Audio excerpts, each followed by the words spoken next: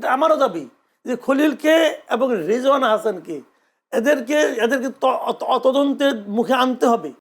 ওনাদের ভাষায় যে লন্ডন কনস্পিরেসি, ডক্টর খলিলের সাথে সেখানে কিন্তু একটা আলাদা মিটিংও হয়েছে তারেক রহমানের সাথে। এখন প্রশ্ন হচ্ছে ডক্টর খলিলকে এই অ্যাসাইনমেন্টগুলো কে দিয়েছেন? আমাকে যদি বিএনপি বলে আমরা ডিপ স্টেটের চাপে করছি, তাহলে আপনি তাহলে ক্ষমতায় আসাই উচিত হয় নাই।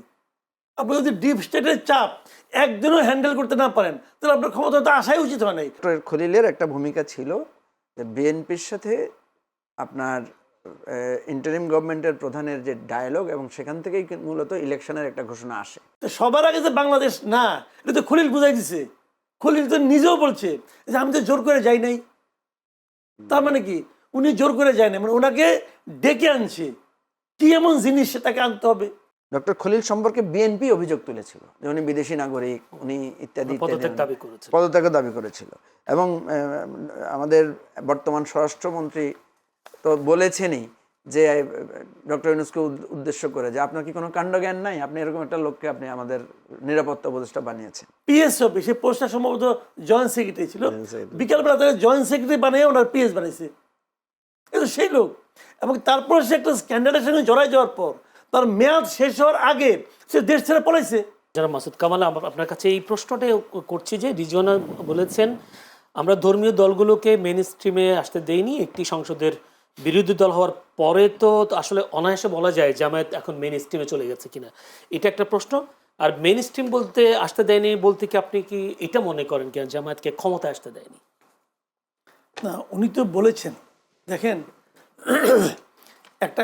আগে একটা সিস্টেম ছিল আমরা দেখতাম, এটা প্রথম শুনেছিলাম আমরা যখন নাকি নাজমুল হুদা সাহেব আমাদের তথ্যমন্ত্রী ছিলেন, মনে আছে কিনা মঞ্জু ভাইয়ের, তখন একবার উনি বলেছিলেন যে স্লিপ অফ টাং হয়েছিল না, প্রথম আমরা স্লিপ অফ টাংটা শুনলাম প্রথম ওখানে।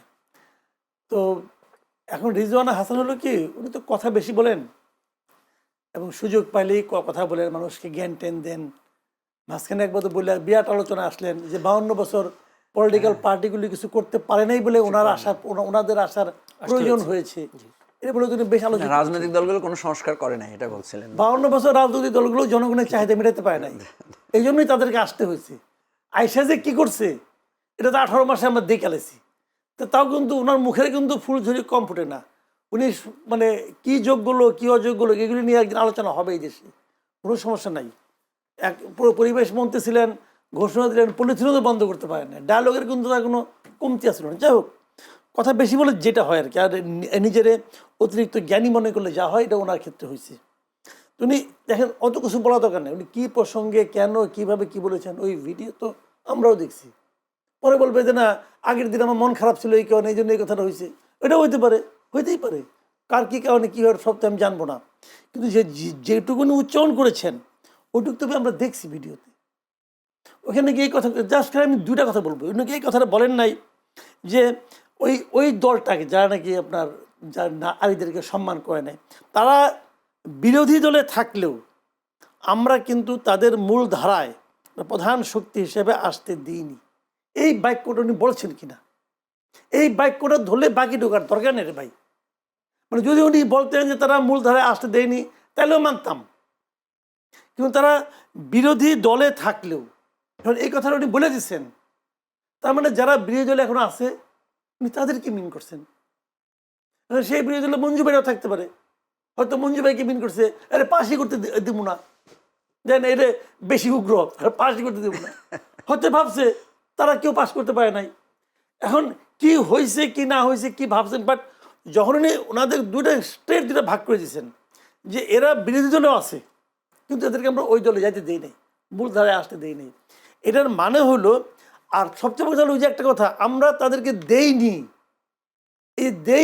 এই শব্দটা হলো সবচেয়ে গুরুত্বপূর্ণ। কারণ আপনি ছিলেন সরকারে, আপনার তো দেওয়া না দেওয়ার অবস্থান তো আপনি ছিলেন না। আমি যদি বলতাম আপনি দেয়ার কে, আমি যদি বলতাম আমি ওনাকে ভোট দেইনি, এটা ব্যক্তিগত ব্যাপার, কিন্তু আমি ওনাকে ওখানে আসতে দেইনি, অথচ আমাকে দায়িত্ব দেওয়া হচ্ছে এটা কন্ডাক্ট করার জন্য, তাহলে তো আপনি এটা পক্ষ নিয়ে নিলেন ভাই।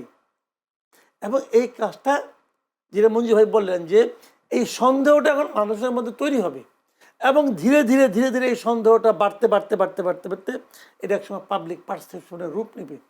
জামাত যে কাজটা করছে, জামাত একদম টু দ্য পয়েন্টে একদম তাৎক্ষণিকভাবে এটা ধরে ফেলেছে, খপ করে ধরছে। এখন সে স্লিপ অফ টাং হোক আর যাই হোক, জামাত তুমি জায়গা মতো জায়গাটাকে ধরে ফেলেছে। এবং এই যে ধরছে, এই জিনিসটা হলো সরকারের জন্য, এই সমস্ত গুরুত্বপূর্ণ দায়িত্বে যারা থাকেন তাদের জন্য একটা লেসন, যে ভাই আমি তো বলি যে একটা বিরোধী দলের ক্যারেক্টার এটি হওয়া উচিত। একটা বিরোধী দল প্রতিটা পদে পদে ভুলগুলি ধরাই দিবে যে আপনি এটা করতে পারেন না, এটা আপনি কেন করছেন, এবং ওনারা ঠিক সেই কাজটাই করছে। এবং উনি যে বলছে এদেরকে তদন্তের আওতায় আনতে হবে, এটা তো একটা জেনুইন দাবি, এটা আমারও দাবি, এটা আমারও দাবি যে খলিলকে এবং রিজওয়ানা হাসানকে এদেরকে তদন্তের মুখে আনতে হবে। কারণ খলিল সাহেব সেন আমি দেখালাম বলে আমি অনেক ছাড় ধরা জায়গায় আমি বিএনপিকে হাজার রকম ছাড় দিতেছি, যে নতুন দল আসছে কি করে দেখি, ওয়েট করি, অমুক তমুক সব মানতে রাজি আছি। কিন্তু তার আগে ভাই আপনাকে ব্যাখ্যা দিতে হবে যে হোয়াই খলিল। বাংলাদেশের ইতিহাসে তত্ত্বাবধায়ক সরকারের জন্য সবাই আন্দোলন করছে, সব পলিটিক্যাল পার্টির আন্দোলন একটা, এই তত্ত্বাবধায়ক সরকারের অধীনে নির্বাচন চাই। তত্ত্বাবধায়ক সরকার জিনিসটা কি, এটা বিএনপি চায়? বিএনপি চায় না এখন আমার মনে হয়। খলিলকে আনার মাধ্যমে বিএনপি প্রমাণ করছে তারা এটা চায় না, তারা আপোষ করে ক্ষমতায় থাকতে চায়। খলিল তো তত্ত্বাবধায়ক সরকার ধরলাম আমি, যে সরকারটা নির্বাচন কন্ডাক্ট করবে তারা ওই পরবর্তী সরকার এবং কোনো সরকার সে তারা কখনোই যাবে না। এটি তো তত্ত্বাবধায়ক সরকারের মূল যে থিমটা। তো উনি তো উনি বলে না এখানে এই চেয়ার থেকে ওই চেয়ারে বসি, আর তো কোনো চেঞ্জ করে না সে। তো এই জিনিসটা বিএনপি কীভাবে অ্যাডমিট করলো ভাই, আমি এটা আমার বিশেষ করে আমি অনেক চিন্তা করছি যে কেন আমি হিসাবটাই মিলাতে পারি না। এবং আমার কাছে আরও অবিশ্বাস্য লাগছে যে বিএনপির মতো দল এই এতগুলি আসন পাইছে, আর দেশের মানুষ তাদেরকে এরকম একটা ম্যান্ডেট দিচ্ছে, এরকম একটা ম্যান্ডেট নিয়ে তারা এরকম একটা মানে কি বলবো এটা আপনাকে, মানে বিতর্ককে তারা কেন ইনভাইট করতেছে, এটাই আমি বুঝলাম না। এটার কোনো ইন্ধন বা কোনো ডিপ স্টেট যা বিষয়ের কথাগুলো আসছে ভাই, চাপচুপ হলে আমি মানতে রাজি না। আমাকে যদি বিএনপি বলে আমরা ডিপ স্টেটের চাপে করছি, তাহলে আপনি তাহলে ক্ষমতায় আসাই উচিত হয় নাই।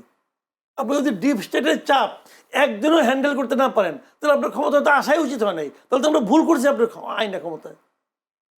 ভাই আমি তো ডিপ স্টেটকে ক্ষমতায় বসাই নাই, আমি তো একটা পলিটিক্যাল পার্টিকে বসাইছি।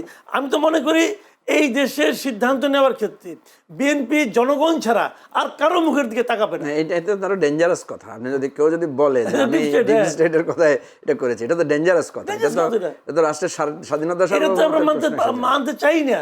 ওনাদের স্লোগান কি, সবার আগে বাংলাদেশ। তো সবার আগে যে বাংলাদেশ না, এটা তো খলিল বুঝাই দিছে। খলিল তো নিজেও বলছে যে আমি তো জোর করে যাই নাই। তার মানে কি উনি জোর করে যায় না, মানে ওনাকে ডেকে আনছে। কি এমন জিনিস তাকে আনতে হবে? আমার সঙ্গে বিএনপির দুইজন লিডারের সঙ্গে কথাবার্তা হয়েছে, ওনারা কোনো জবাব দিতে পারে না আসলে।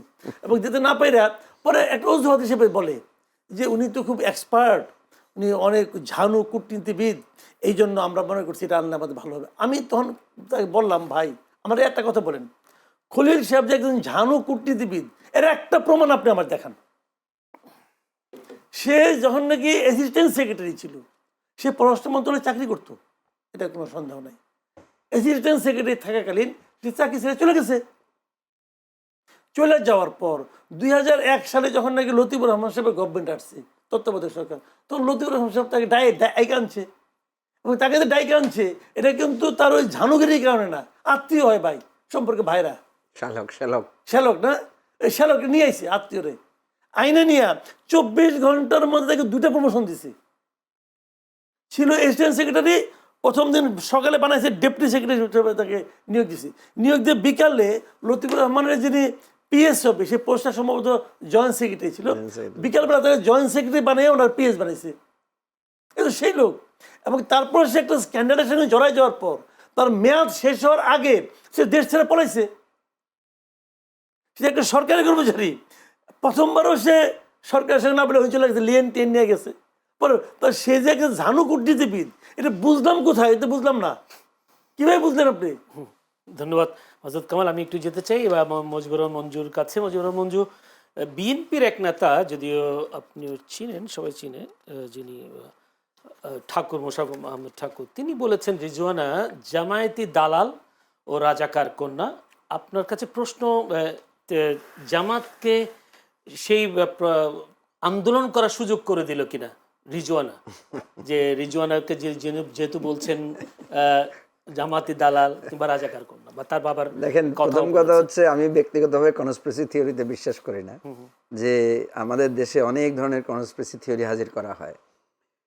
বাস্তবতা যেটা, আমি একটু ডক্টর খলিলের প্রসঙ্গ যেটা বলছি, যেটা মাসুদ কামাল ভাই বললেন, ডক্টর খলিল তার ফরেন সার্ভিসের যথেষ্ট পারঙ্গমতা আছে, যদিও আমাদের মাসুদ কামাল ভাই বলছেন যে তার এমন কি মানে ইয়ে আছে, কারণ উনি জাতিসংঘে কাজ করেছেন, আংটাডে কাজ করেছেন, উনি একাধারে অর্থনীতিবিদ, একই সাথে ফরেন সার্ভিসে তার একটা ভালো ফুটিং আছে, এবং ছাত্র হিসেবে উনি খুব ভালো ছিলেন, উনি ব্যাচে ফার্স্ট ছিলেন। এবং এটা সত্য যে উনি আমাদের এখানে এই অন্তর্বর্তীকালীন সরকারে এসে উনি কিন্তু এসেছেন একটা বিশেষ দায়িত্ব নিয়ে, অর্থাৎ রোহিঙ্গাদের যে প্রবলেমটা আমাদের আছে সেটাকে সলভ করার জন্য উনি একজন বিশেষ দূত হিসেবেই উনি প্রধান উপদেষ্টার কাজ করছিলেন। পরে আমরা দেখলাম যে প্রধান উপদেষ্টা তাকে নিরাপত্তা উপদেষ্টা করেছেন, এবং এরপরে আমরা দেখলাম অনেকগুলো পররাষ্ট্র ইস্যুতে প্রধান উপদেষ্টা তাকে এঙ্গেজ করেছেন। কারণ দেখেন, এই যে লন্ডন ইস্যুতে যেটা প্রসঙ্গ, যেটা আজকে জামাত বা অন্যান্যরা যেটা অভিযোগটা তুলছে, যে লন্ডন ঘটনায় ডক্টর খলিলের, ওনাদের ভাষায় যে লন্ডন কনস্পিরেসি, ডক্টর খলিলের সাথে সেখানে কিন্তু একটা আলাদা মিটিংও হয়েছে তারেক রহমানের সাথে। এখন প্রশ্ন হচ্ছে, ডক্টর খলিলকে এই অ্যাসাইনমেন্টগুলো কে দিয়েছেন? এটা তো নিশ্চয়ই প্রধান উপদেষ্টা দিয়েছেন। ওনার অফিসিয়াল অ্যাসাইনমেন্ট হচ্ছে রোহিঙ্গা বিষয়ক দূত, ওনার অফিসিয়াল অ্যাসাইনমেন্ট হচ্ছে উনি এখন নিরাপত্তা উপদেষ্টা। এখন নিরাপত্তা উপদেষ্টার বিষয়টা এমন একটা ভেগ টার্ম, ওনাকে যে কোনো কাজে আপনি লাগাতে পারেন। তাহলে এখানে আমরা দেখি যে ডক্টর খলিলের একটা ভূমিকা ছিল, যে বিএনপির সাথে আপনার ইন্টারিম গভর্নমেন্টের প্রধানের যে ডায়ালগ, এবং সেখান থেকেই মূলত ইলেকশনের একটা ঘোষণা আসে, নাম্বার 1। এটাতে আমি নেতিবাচক কিছু দেখি না, কারণ এটার পর থেকে আমাদের দেশে নির্বাচন একটা স্বস্তি, মানে বিএনপি আগে যেভাবে অস্বস্তিতে ছিল তাদের মধ্যে একটা স্বস্তি ফিরে আসে। সেকেন্ড, ডক্টর খলিলের আরেকটা জায়গায় আমরা দেখি যে একটা হচ্ছে যে মার্কিন যেই আমাদের যে পণ্য চুক্তিটা নিয়ে যে ডায়লগটা হলো, এখানে কিন্তু মূলত ভূমিকাটা হচ্ছে পররাষ্ট্র উপদেষ্টার, এবং আর যদি আপনি করতে চান আমাদের বাণিজ্য বা আমাদের অর্থ উপদেষ্টার এখানে ভূমিকা থাকা। কিন্তু এখানে আমরা দেখেছি ডক্টর খলিলের ভূমিকাটা বেশি ছিল, এবং একদম শেষ পর্যায়ে এসে মার্কিনদের সাথে আমাদের যে চুক্তিটা হয়েছে, যে চুক্তিটা নিয়ে যথেষ্ট বিতর্ক তৈরি হয়েছে। উনি তো আবার এটাও বলেছেন বিএনপি জামাতের সাথে কথা বলে চুক্তিটা করা হয়েছে। এই তো আমি বলতে চাচ্ছি যে উনি তো অফিসিয়ালি এটার দায়িত্বে না, এটা তো পররাষ্ট্র উপদেষ্টা দায়িত্বে, এই দায়িত্বটা উনি পালন করলেন। এই জায়গাগুলোতে কোনোভাবেই বলা যায় না যে উনি খুব অযোগ্য লোক, ওনাকে যথেষ্ট পারঙ্গম, যথেষ্ট যোগ্য, উনি ওনার দায়িত্বের বাইরে গিয়েও কাজ করছেন আমরা দেখতে পাচ্ছি। সমস্যাটা সেখানেও না। ডক্টর খলিল সম্পর্কে বিএনপি অভিযোগ তুলেছিল যে উনি বিদেশি নাগরিক, উনি ইত্যাদি পদত্যাগের দাবি করেছিল, এবং আমাদের বর্তমান স্বরাষ্ট্রমন্ত্রী তো বলেছেনই যে ডক্টর ইউনূসকে উদ্দেশ্য করে যে আপনার কি কোনো কাণ্ডজ্ঞান নাই, আপনি এরকম একটা লোককে আপনি আমাদের নিরাপত্তা উপদেষ্টা বানিয়েছেন। এত কিছুর পর ধরেন আমি মাসুদ কামাল ভাইকে অনেক গালিগালাজ করলাম, কিন্তু মানে এরপরে দেখা গেলো যে ওনার সাথে আমার খাতির, তখন তো মানুষ প্রশ্ন করবে যে ঘটনা কি, এটার পর্দার অন্তরালে নিশ্চয়ই কিছু আছে। আপনিও মনে করেন কি পর্দার আড়ালে কিছু ছিল? না, অবশ্যই ছিল। এটা আজ হোক কাল হোক, এটা আজ হোক কাল হোক বেরিয়ে আসবে। আমি